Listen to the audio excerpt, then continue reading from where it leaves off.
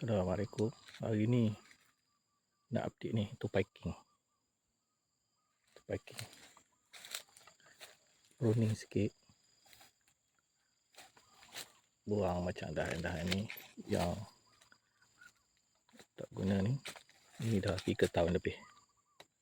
3 tahun lebih. Mungkin 2 tahun lagi insya-Allah akan berbuah lah tu packing ni. Ada dahan Y tu atas tu nak buang nanti. Ada Y tu kan. Dulu dah buang, ni nak buang lagi nanti.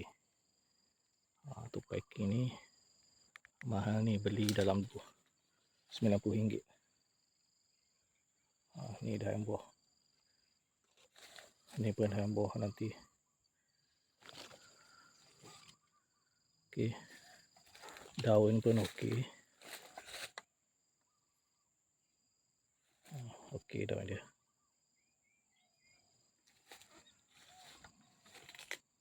Okey, sana tu bersangking.